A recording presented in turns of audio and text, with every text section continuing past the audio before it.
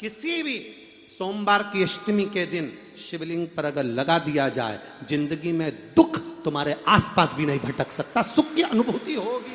शिव महापुराण की कथा कहती है, बड़े ध्यान से सुनना।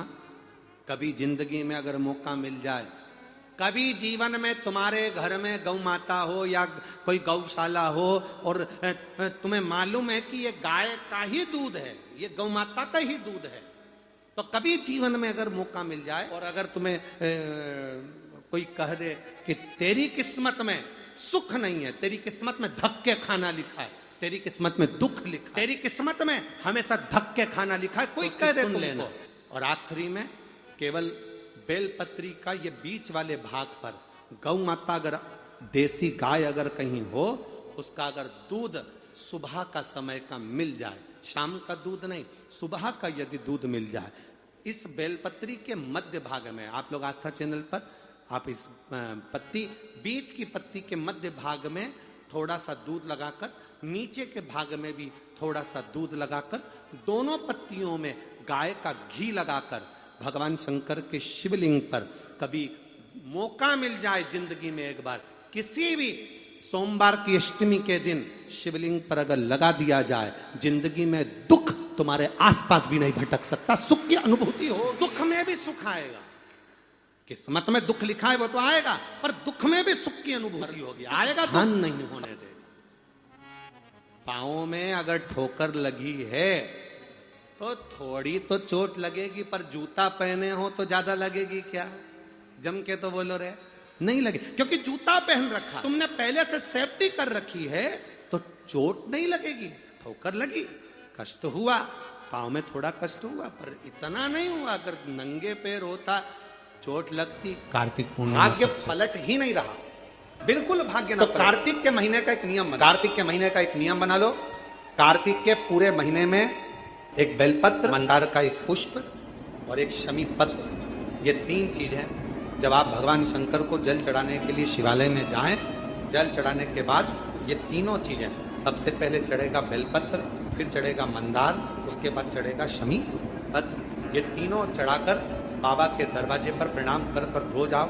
चढ़ाया हुआ जल थोड़ा सा द्वार पर छीटो। 1 महीना कार्तिक का महीना पूरा कर कर देखना। 1 महीने के बाद आप खुद कहोगे कि मेरे बाबा ने इतना भंडार भर दिया कि मेरी झोली में संभला नहीं।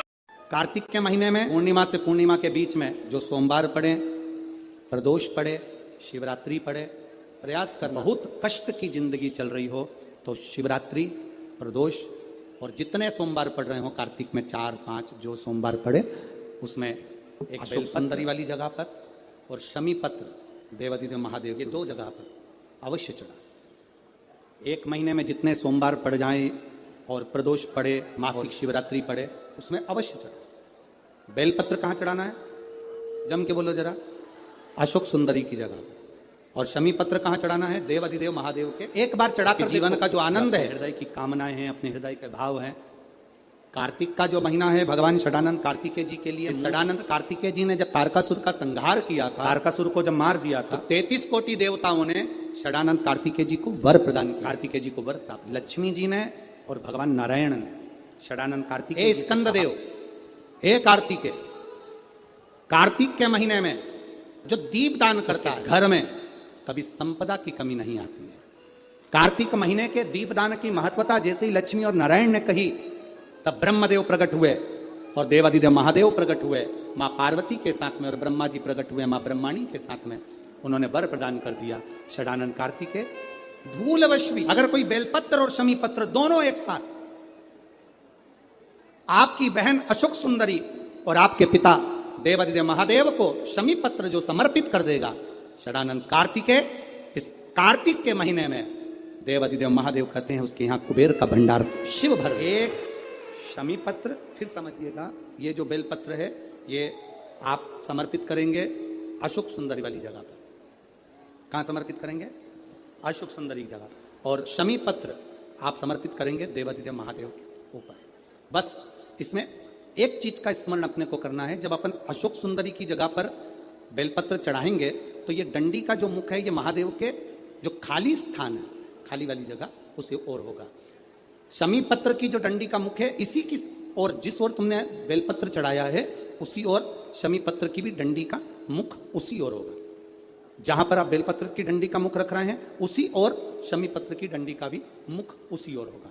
तो निर्धारित करना कि हम कार्तिक के जो 7 नियम है, कार्तिक के महीने के जो 7 नियम बताए गए हैं, कम से कम हम 7 नियम में से एक नियम ऐसा पकड़ें जिससे हमारा जीवन सार्थक। आप भले 7 नियम नहीं कर रहे कार्तिक के, भले एक नियम करो, पर वो नियम हमारा पूर्ण चलना, उसके नियम की पूर्णता पूर्ण होना चाहिए। आपको कहा था कार्तिक के 7 नियम है, उसमें पहला दीपदान, दूसरा तुलसी पूजन, तीसरा भूमि पर शयन, चौथा शरीर पर तेल नहीं लगाना, पांचवा सुंदर दलहन की चीजों का त्याग करना, और छठा ब्रह्मचार्य व्रत का पालन करना, और सातवां अपने जीवन में कार्तिक के महीने में चाहे वाणी का संयम हो, चाहे भोजन का संयम हो, चाहे शब्दों का संयम हो, चाहे दृष्टि का संयम हो, चाहे इंद्रियों का संयम हो, वो संयम धारण करना।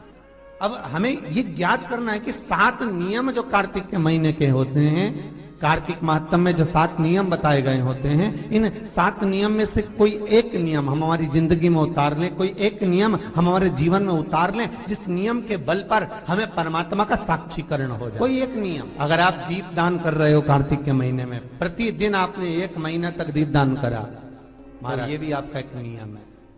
1 महीने तक आपने जो तुलसी में जल चढ़ाया, ये भी आपका नियम है। आपने अगर वाणी पर संयम रखा है, ये बहुत सुंदर बात कार्तिक के माध्यम से लीजिएगा अपने जीवन। कार्तिक के महीने का 7वां नियम याद रखना सही, किस समय पर किस चीज का संयम होना चाहिए। कार्तिक का महीना प्रारंभ हो जाएगा, कार्तिक पूर्णिमा तक चले। तुमको अगर लग रहा है कि मेरे दशा नहीं बदल रही, मैंने दिशा बदल कर देख लिया, मैंने घर का रुख बदल कर देख लिया, दुकान बदल कर देख ली, सब कुछ बदल कर देख लिया, आज साउंड सेट नहीं है, तुमने घर का फर्नीचर बदल कर देख लिया, सब कुछ बदल कर देख लिया, तो अब 1 महीना शरद पूर्णिमा से लेकर कार्तिक पूर्णिमा तक एक नियम बना लो। 1 चावल का दाना, केवल एक चावल का दाना, जो अशोक सुंदरी वाली जो जगह है सामने, 1 चावल का दाना जो अशोक सुंदरी वाली जगह है, बस उस पर 1 चावल का दाना चढ़ाने का एक नियम। आप शिव मंदिर जाते हो आप लोग? कौन कौन जाता है? जरा हाथ उठाओ सभी लोग। हाँ ठीक है, रखो, धन्यवाद, प्रणाम आपको, नमन। जो आप भगवान शंकर के मंदिर जाते, बहुत जरूरी है शिव के मंदिर जाना, भगवान के मंदिर जाना। ये विधर्मियों ने जो हमारे मंदिरों को पूर्व में तोड़ा है ना, उसका कारण कोई दूसरा नहीं था, उसका केवल एक ही कारण था कि हमारे सनातनियों ने मंदिर जाना छोड़ दिया था, इसलिए उन्होंने तोड़कर अपना अपना स्थान। अगर सनातनी मंदिर जाता रहता, आप मंदिर की देहली चढ़ते रहते, रोज मंदिर में एकाग्रित होते रहते, मंदिर में इकट्ठे होते रहते, तो किसी के बाप की हिम्मत नहीं थी कि मंदिर की ओर आंख उठाकर भी देखे। शिव महापुराण की कथा केवल एक ही काम करती है कि रोज मंदिर, शरद पूर्णिमा से लेकर कार्तिक पूर्णिमा तक के बीच में एक नियम बना लो कि मैं जल चढ़ाने रोज जाती हूँ, 1 चावल का दाना मैं अशोक सुंदरी वाली जगह पर समर्पित करूंगी। केवल 1 चावल का दाना समर्पित कब करना है? जब आपका शंकर भगवान पे जल समर्पित हो जाए, शिव जी पर जल आप चढ़ा लो, चढ़ाने के बाद वो चावल का दाना जो आप अपनी पल्लू में बांध के लाई हो, या गठरिया में बांध कर लाई हो, या जो जैसे भी भाव से आप लेकर आई हो, डलिया में, पल्लू में, जैसे आप लाई वो चावल, उस 1 चावल के दाने को 1 महीने तक आप रोज 1 चावल का दाना लेकर जाओ, रोज चढ़ाओ, अपनी कामना कर कर। बाबा मैंने दिशा बदल कर देख ली, दुकान बदल कर देख लिया, व्यापार बदल कर देख लिया, घर बदल कर देख लिया, काम बदल कर देख लिया, पर मेरी दशा नहीं बदल रही। अब ये मैंने चावल का दाना, चावल का मतलब होता है अक्षत, सबसे पहला अक्षता स्वयं अन्नपूर्णा महारानी काशी में विराजमान होकर नंदी पर बैठ कर आए हुए देवाधिदेव महादेव की साक्षी में कहती है, स्वयं अन्नपूर्णा महारानी काशी की पवित्र भूमि पर नंदी पर बैठ कर आए हुए भगवान शंकर से कहती है,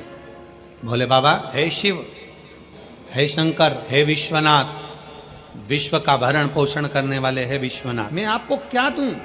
मैं आपको क्या प्रदान करूं? अन्नपूर्णा महारानी कहती है कि मैं आपको क्या दूं जिससे संपूर्ण ब्रह्मांड का कल्याण हो जाए और आपकी कृपा दृष्टि मुझ पर हो जाए और मेरी भी दशा बदल जाए। मैं आपको क्या प्रदान करूं? मैं आपको, दुनिया के लोग कहते होंगे कि भगवान को सोना देना, चांदी देना, हीरा देना, पन्ना देना, रतन देना, आभूषण देना कल्याण का अंक कहता है। अन्नपूर्णा जी कहती हैं कि मुझे आपको क्या प्रदान करूं?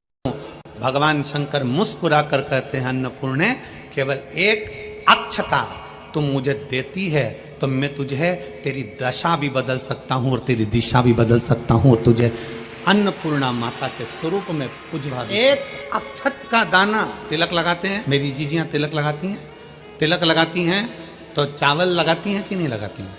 बोलो, जम के बोलो जरा। लगाती हैं ना? तिलक में चावल लगाया जाता है। चावल का मतलब क्या होता है?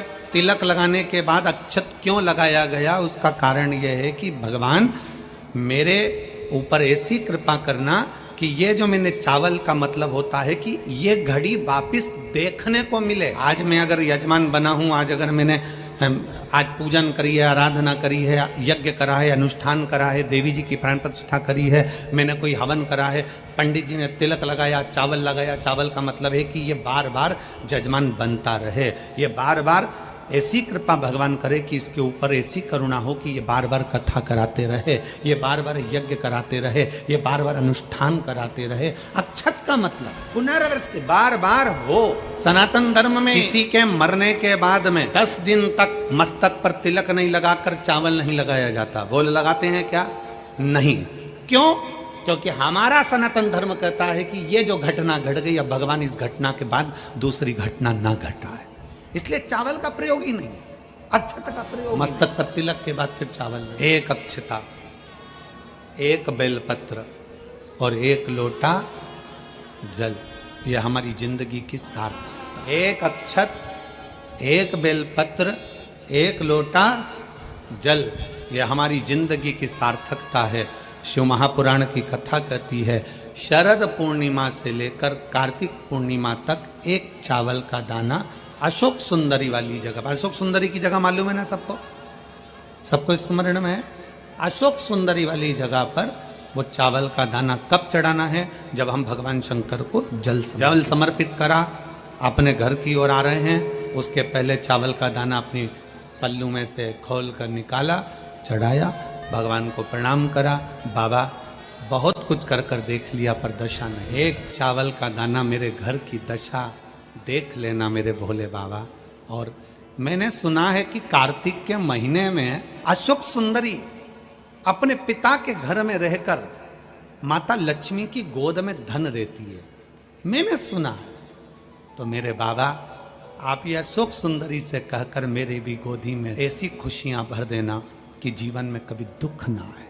एक चावल, एक अक्षत, विश्वास, भरोसा शिव तत्व की ओर। जब हम अपने भरोसे को दड़ी बना लेते हैं, जब हमारे विश्वास को हम दड़ी बना लेते हैं, जब हमारे भरोसे को हम प्रबल बना लेते हैं, तो शिव क्यों ना सुने? शंकर कैसे ना सुने? शिव महापुराण की कथा कहती है, शरीर में अगर रोग हो गया है, शरीर में कैसा भी बड़े से बड़ा भी अगर रोग हो गया है, कैसी भी बीमारी शरीर के अंदर अगर लग गई है, तो शिव महापुराण की कथा कहती है कि प्रयास करो, हफ्ते में, महीने में एक बार एक चावल का दाना, एक सफेद पुष्प और थोड़ी सी भस्म, शंकर भगवान को भस्म ना हो तो अबीर, आप लोग जानते होंगे गुलाल के साथ अबीर चलती है, अबीर श्वेत आती है, सफेद अबीर, अबीर भगवान शंकर को समर्पित। बहुत रोग ग्रसित हो गया, शरीर में बहुत बड़ा रोग हो गया, छूटने को तैयार नहीं है, बड़े बड़े इलाज करवा लिए, बहुत दिखा लिया, बहुत सब दूर इलाज करवाया, सब दूर दिखाया, पर मिटने को तैयार नहीं है। तो फिर अबीर, एक चावल का दाना, एक श्वेत पुष्प और अबीर भगवान शंकर को समर्पित महीने में या हफ्ते में एक बार भगवान शंकर को देना प्रारंभ करें। धीरे धीरे धीरे धीरे शरीर का रोग अपने आप समाप्त होना प्रारंभ हो जाए। श्री शिवाय नमस्तुभ्यम, श्री शिवाय नमस्तुभ्यम, हर हर महादेव। यह उपाय आप कार्तिक मास के पूरा महीना में जरूर करें। इस उपाय को करने से हर मनोकामना होगी पूरी।